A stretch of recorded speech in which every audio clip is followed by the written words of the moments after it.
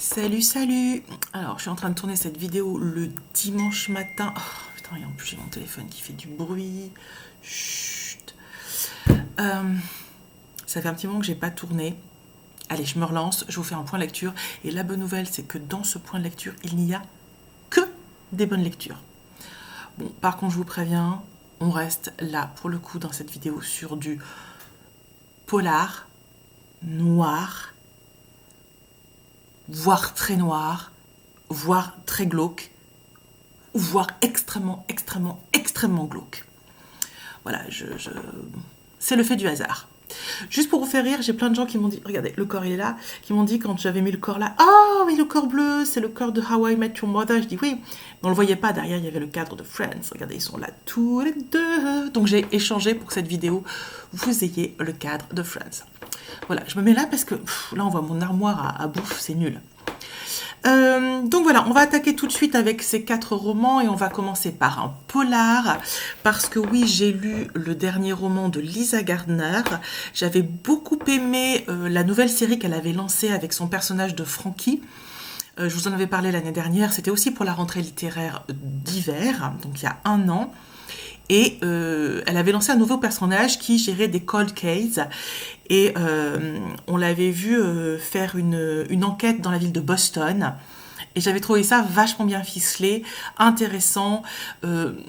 Page Turner dans le bon sens du terme. Et comme j'avais passé un très bon moment, quand j'ai vu qu'elle ressortait le tome 2 de cette série autour du personnage de Frankie qui va résoudre un nouveau cold case, je me suis précipitée. Alors, dans cette nouvelle enquête, on va découvrir un univers très différent de ce qu'elle nous avait proposé dans le tome 1, puisque dans le tome 1, on était dans un espace très urbain, à Boston, où il y avait beaucoup de personnages, voilà, où elle rencontrait plein de gens. Et là, elle nous fait l'exact opposé, puisqu'elle part essayer de résoudre le mystère d'un jeune homme, Dylan, qui a disparu dans la montagne. Donc voilà, il est parti avec ses potes pour enterrer la vie de jeune fille... La vie de jeune homme, pardon, dans du groupe. Et pendant la soirée, ce jeune homme, Dylan, a disparu et personne ne sait ce qu'il est devenu. Les années ont passé, le père n'a pas fait son deuil, les copains n'ont pas fait leur deuil, et tous les ans, ils reviennent mener cette enquête. Et cette année, eh ben, Frankie décide de se joindre au groupe pour essayer, elle, de résoudre cette affaire. Et donc les voilà partis, ils sont 8. Donc il y a le père, il y a les potes, il y a le guide, il y a une femme qui vient avec son chien pour flairer, il y a Frankie, voilà. Ça fait un petit groupe de 8. Et on va suivre cette aventure dans la montagne.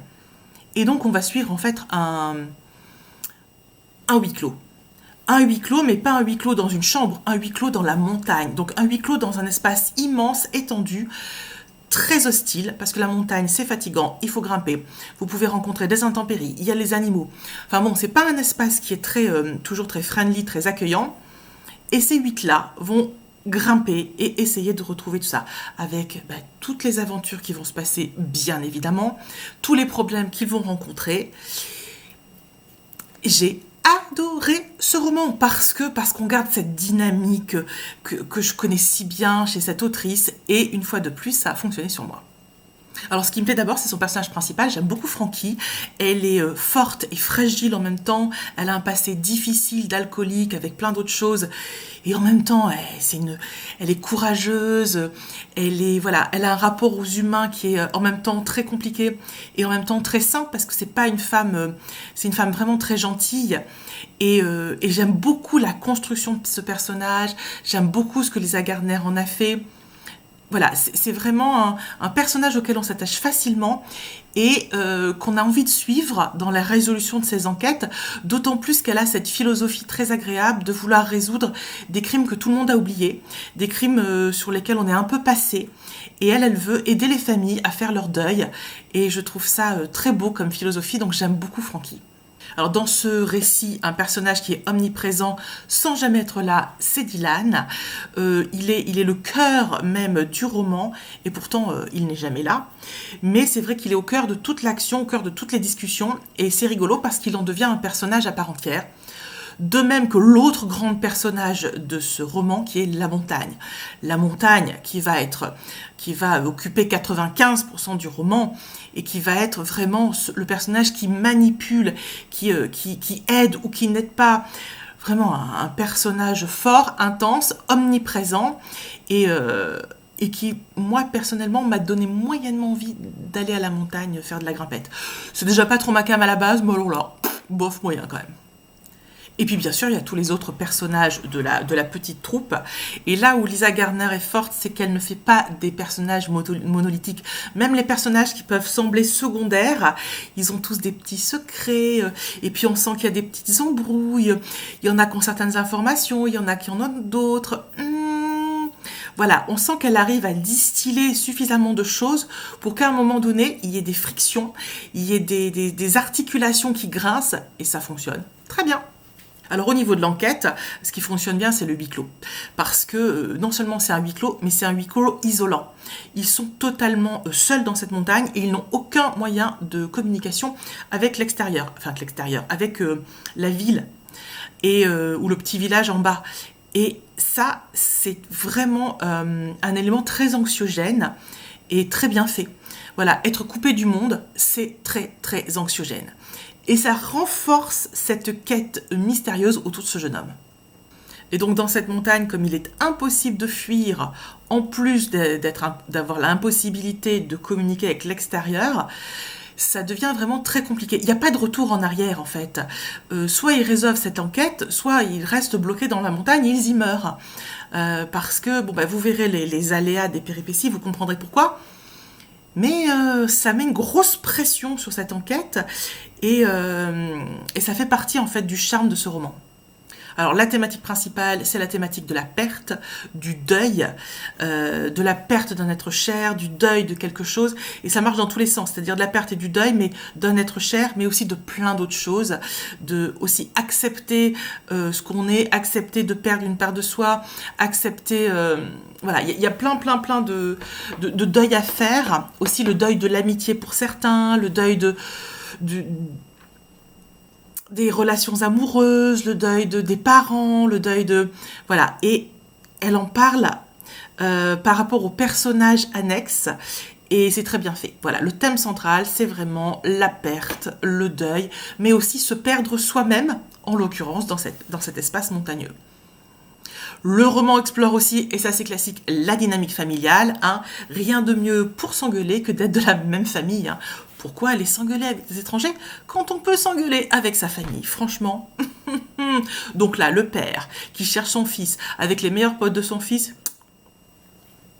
Alors le style de Lisa Gardner, si vous avez déjà lu, vous connaissez. C'est pas un style particulier, c'est un style de polar efficace. Elle sait mener ses enquêtes, elle sait amener les éléments quand il faut. Elle a une narration qui est extrêmement efficace. Moi, j'ai le sentiment que quand on lit ce roman ou le précédent, je connais moins ses œuvres d'avant. Ah, excusez-moi, j'ai un petit souci. Voilà. Moi, je connais moins ses œuvres d'avant, mais j'ai le sentiment que quand on commence, on a envie de finir. Voilà. Même si à la fin, on se dit, bon, c'était pas un chef-d'œuvre, etc. En fait, c'est pas le sujet. C'est un polar efficace. Et si vous avez envie de passer un bon moment, vous savez qu'avec Lisa Gardner, vous allez passer un moment parce qu'elle sait vous raconter une histoire. Après, si je devais trouver un bémol, peut-être que les amateurs de polar qui en lisent beaucoup ou qui ne lisent que ça pourraient trouver que l'enquête n'est pas si originale. Je peux comprendre, effectivement. Moi, je lis pas énormément de polars. J'en lis généralement quand j'ai des pannes de lecture ou quand j'ai envie de m'alléger un peu l'esprit, paradoxalement. Et parce que je trouve toujours que c'est beaucoup plus facile à lire. Et dans ces cas-là, je trouve que ce type de livre fonctionne bien parce qu'il y a quand même une vraie qualité. Voilà. Donc, peut-être certains d'entre vous vont trouver que l'intrigue est un peu convenue, qu'il n'y a pas trop de suspense. Mais moi, j'avoue, ça a fonctionné. Et on attaque ensuite avec un livre que j'ai énormément aimé. Il s'agit de Impardonnable de Mathieu Ménégo. Alors Mathieu Ménégo, j'en ai lu plusieurs de lui et à chaque fois ça fonctionne sur moi. C'est vraiment un auteur que j'aime beaucoup. Il aborde des sujets de société de façon hyper intelligente et celui-ci ne fait pas exception à la règle. Alors, pour le sujet de société de ce nouveau roman de Mathieu Ménégo, on va parler, là aussi, pardonnez-moi, ça va être ça pendant tout le point lecture, de deuil. On suit deux personnages. Une femme, Anna, qui a a perdu sa fille. Sa fille revenait de boîte ou de soirée, je sais pas quoi, à vélo, s'est fait renverser par un chauffard. Le chauffard a pris la fuite et sa fille est morte. Donc elle a un deuil et une colère à réussir à éteindre. D'abord le deuil d'avoir perdu sa fille, aussi la culpabilité parce qu'elle aurait pu venir la chercher en voiture, elle lui a dit vas-y en vélo, voilà. Et bien sûr la colère de ne pas savoir qui est cette personne et de se dire qu'en plus cette personne qui a renversé sa vie ne sera jamais punie, ne devra pas payer pour son crime. Donc voilà, on suit ce personnage féminin qui est vraiment dans une détresse très forte. Et ensuite, on suit Paul, qui lui est enfermé en prison pour un crime similaire. Alors, ce n'est pas lui qui a renversé la fille d'Anna. Lui, il est là parce qu'il a renversé un garçon à vélo et qu'il l'a tué. Donc voilà, on est sur le même schéma, c'est juste pas la même histoire. Et on suit ses pensées et on suit ce qui s'est passé dans le passé et on suit son procès. Et la force de Mathieu Ménégo, c'est de nous mettre en empathie avec tous ces personnages. C'est-à-dire que c'est facile d'être en empathie avec Anna. Une mère qui a perdu sa fille, renversée par un chauffard qui s'enfuit. Voilà. Mais être en empathie avec un type qui a renversé et tué un enfant, c'est plus compliqué. Et pourtant, il réussit. Il réussit parce que, même à l'excès, jamais rien n'est tout à fait tout noir ou tout à fait tout blanc. Et il arrive avec une force incroyable à nous mettre aussi en empathie avec Paul. Les thèmes principaux abordés, il y a d'abord le pardon et la rédemption. Voilà, comment on arrive à pardonner aux autres et à se pardonner à soi-même. C'est vraiment quelque chose qu'il creuse très bien. C'est vraiment, je dirais, la thématique cœur du roman. Et il pose les bonnes questions et je trouve que la façon dont il fait parler, fait penser ses personnages aide vraiment à cette réflexion et moi ça m'a beaucoup touchée. La deuxième thématique, c'est la justice. C'est une thématique récurrente, le système judiciaire plutôt. C'est une thématique récurrente dans les œuvres de Mathieu Ménégo. J'en ai lu plusieurs et à chaque fois, il y a une histoire de tribunal, il y a quelque chose autour du système judiciaire. C'est quelque chose qu'il fait très bien. J'aime beaucoup cette façon de faire. En plus, moi, par nature, j'aime beaucoup les livres qui se passent dans les tribunaux. Et c'est vrai que j'en avais lu beaucoup qui se passent dans les tribunaux américains. Ce n'est pas du tout le même système que le système français. Et j'adore du coup lire et découvrir le système carcéral français, le système judiciaire français. Et l'année dernière, j'avais lu La Jurée, que j'avais adoré, et Mathieu Ménégo aussi nous propose ça. Et à travers ce roman, il nous propose aussi les limites du système judiciaire. Ce que je vous laisse découvrir, ces limites, je vous laisse découvrir en lisant le livre. Et enfin, la troisième thématique, c'est la souffrance humaine, la souffrance d'Anna, qui a perdu sa fille, et la souffrance de Paul, parce que oui, Paul souffre aussi dans sa prison. Et comme je le disais au début, sa grande force, c'est de réussir à nous mettre en empathie avec les personnages, quels qu'ils soient, quoi qu'ils aient fait, on est touché. Et ça, je trouve que c'est vraiment très bien fait. Donc la façon dont l'auteur fait monter la tension et réussit à nous entraîner dans ce schéma, dans cette narration un peu ardue parce qu'il veut nous mettre en empathie avec ces deux personnages, et il le fait de la façon la plus simple du monde, c'est-à-dire alterner. Un chapitre c'est Anna, un chapitre c'est Paul qui nous racontent leurs histoires.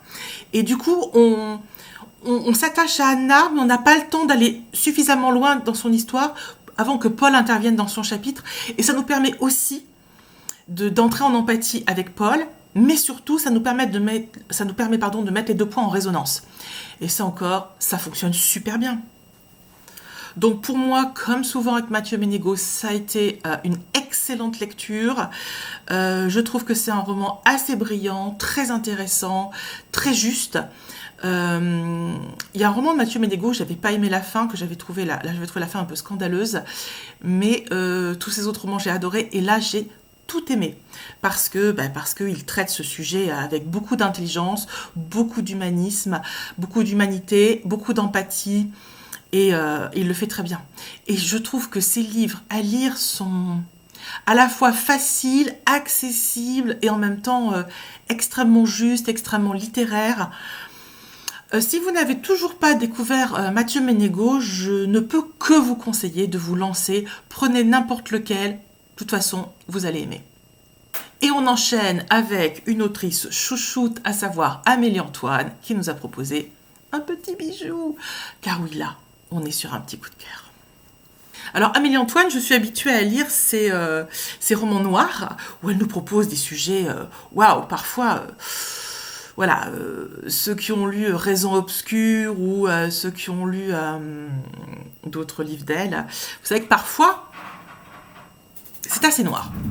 Et là, j'ai trouvé qu'elle nous proposait un roman beaucoup plus lumineux, beaucoup plus... je ne sais pas comment décrire.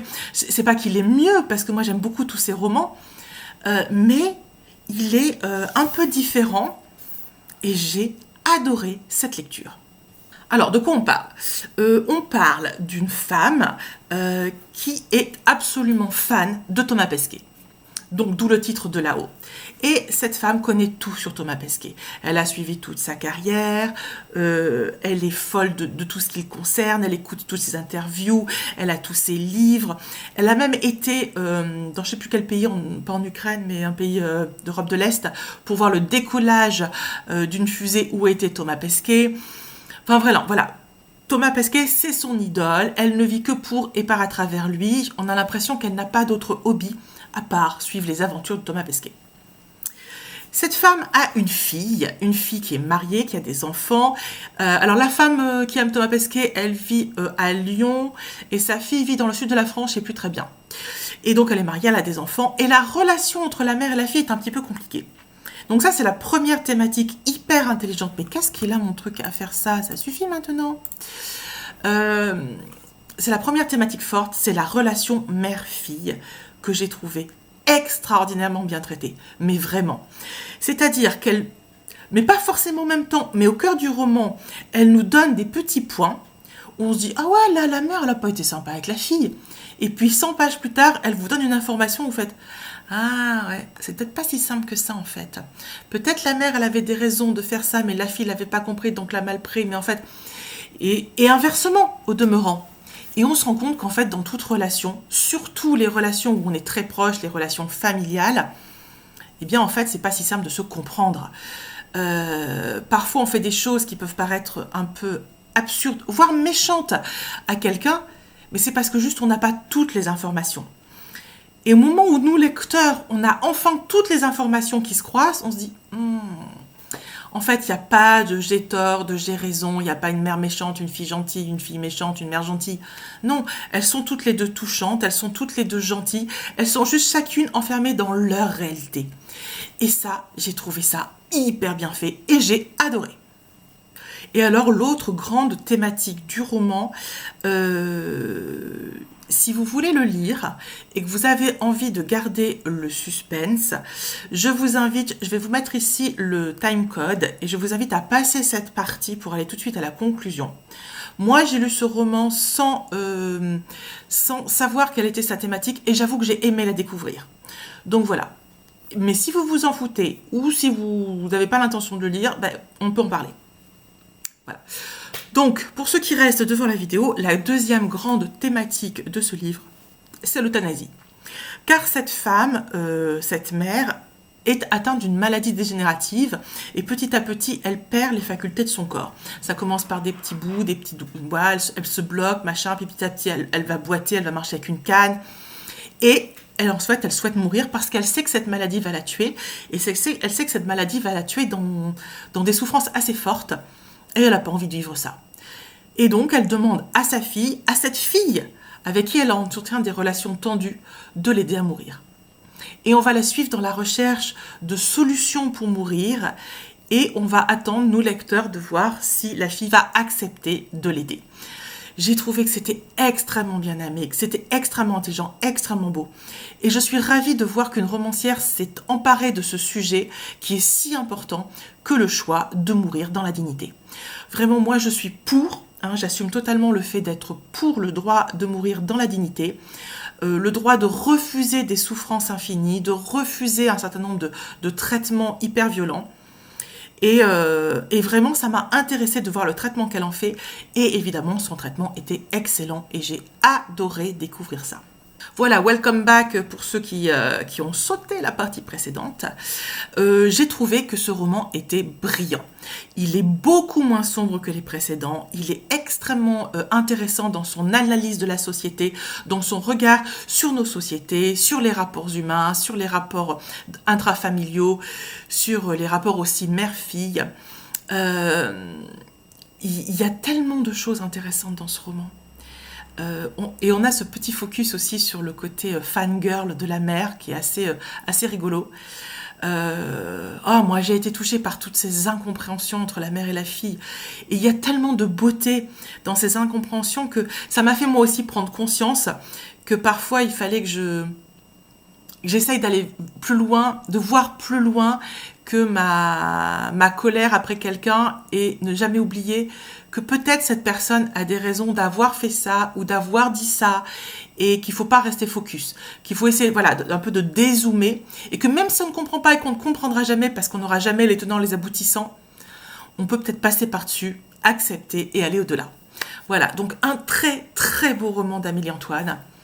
Amélie Antoine que je reçois début mai, le 2 mai je crois, autant vous dire. Voilà, parce que je l'ai invitée avant la sortie de son roman qui est sorti en janvier. Et elle m'a fait le plaisir d'accepter l'invitation. Et donc j'étais impatiente de lire le roman de janvier, puisque c'est sur celui-là que je vais l'interviewer essentiellement, même si on parlera de ses autres livres. Et autant vous dire que déjà recevoir Amélie Antoine, j'étais ultra contente. Mais alors de la recevoir pour ce roman, joie bonheur. Et on termine avec le glauquissime. Si vous pensiez que le reste était noir, attention, on va parler de Et tu seras reine de Christelle Duchamp.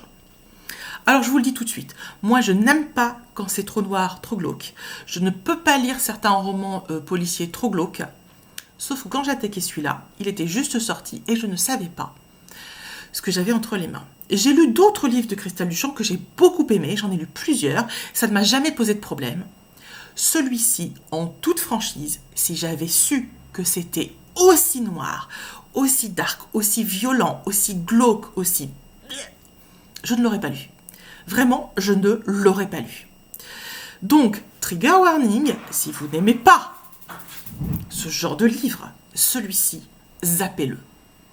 Par contre, si vous êtes fan de tout ce qui est glauquissime, alors là, vous allez prendre votre pied. Parce qu'alors, en matière de noir, je sais pas ce qu'elle nous a fait là, mais alors, elle était de mauvaise humeur. Elle s'est dit, ouais, je vais faire un truc très très noir. C'est réussi, hein. Alors on suit une femme qui vit toute seule dans son appartement. Elle est très très solitaire, elle a peu de contacts, peu d'interactions avec le reste du monde. La seule personne qui a une référence dans sa vie, c'est sa mère. Et toutes les semaines, voire plusieurs fois par semaine, elles déjeunent ensemble. Elles sont fusionnelles et l'héroïne commence à trouver ça un peu pesant et se demande comment elle peut faire pour prendre un peu de distance. Et elle fait un travail avec une psy. Et sa psy lui dit que ce serait peut-être bien de couper un peu les ponts et par exemple de se laisser du temps et de passer une semaine sans parler à sa mère, ni déjeuner avec elle, ni la voir au téléphone.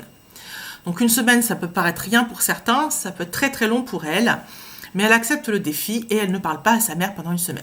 Sa mère l'appelle, elle ne décroche pas et elle essaye de vraiment jouer le jeu. Sauf qu'à la fin de la semaine, quand elle écoute les messages de sa mère, elle trouve un message de sa mère qui lui dit « Je l'ai tué, dépêche-toi de venir s'il te plaît, je l'ai tué. » Donc notre héroïne, ni une ni deux, prend sa voiture, descend dans le sud de la France et revient dans cette maison qui a été sa maison d'enfance, dans laquelle elle n'était jamais revenue. Elle arrive là-bas et là, c'est le début de la descente aux enfers. Elle rentre dans cette maison et cette maison va devenir le laboratoire de ce qui se passe dans sa tête. Chaque pièce va engendrer chez elle des souvenirs traumatiques. Et elle va avancer de déambulation en déambulation, elle passe d'une pièce à l'autre, et chaque pièce lui réserve un morceau du puzzle. Chaque porte qu'elle ouvre, chaque placard qu'elle ouvre, chaque coffre qu'elle ouvre, c'est juste un enfer. Alors, la construction narrative est géniale. Franchement, vous ne savez pas du tout où vous allez. Et alors, ceux qui aiment les twists finaux un peu waouh, Vous allez être servi, hein, parce qu'en matière de twist final, waouh, vous l'avez. Mais pour moi, ça a été extrêmement dur à la lecture, mais vraiment extrêmement dur. Alors on aborde les sujets de la dépendance affective, de la manipulation. Qu'est-ce que j'avais noté aussi? Évidemment de la quête d'identité, de qui on est. Vraiment, ces thématiques sont extrêmement bien traitées, mais poussées à leur maximum. Donc bien sûr, l'atmosphère est suffocante. Moi, j'ai eu du mal à respirer. Et l'autrice pousse le curseur de la noirceur tellement loin que même lorsque je suis arrivée au bout du roman, juste avant le twist final, j'étais déjà en PLS, de temps de noirceur. Mais alors quand j'ai découvert le twist final, autant vous dire que là, j'étais... Je pense que je n'étais pas prête psychologiquement. C'est pour ça que j'insiste bien, je ne dis pas que c'est pas un roman à lire. Hein. Franchement, moi, Christelle Duchamp, j'adore. Donc, vous pouvez le lire. Mais juste, allez-y, armé. Allez-y en sachant que vous vous attaquez à un truc dark, que vous allez en prendre plein la gueule, que vous allez devoir vous agripper à votre fauteuil.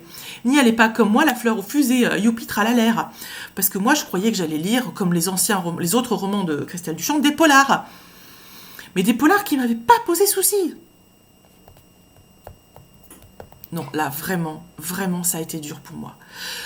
Ah, s'il y en a parmi vous qui l'ont lu et pourquoi ça fait ça? Bon, reviens, petite caméra. S'il y en a parmi vous qui l'ont lu, dites-moi ce que vous en avez pensé. Est-ce que vous avez été aussi traumatisé que moi? Est-ce que vous l'avez lu sans savoir? Et est-ce que vous l'auriez lu si vous aviez su cette thématique effroyable et cette fin horrible? Dites-moi, ça m'intéresse et je veux bien qu'on en parle en commentaire parce que moi, j'avoue, là, je suis restée, mais vraiment sans voix. Voilà. En attendant, comme vous pouvez le voir, j'ai fait 4 excellentes lectures. Et ça, c'est plutôt chouette. J'en suis ressortie, pas toujours avec le même sentiment. Mais in fine, je suis contente de vous présenter un point lecture, certes, plutôt noir, mais avec des excellents romans dans l'ensemble.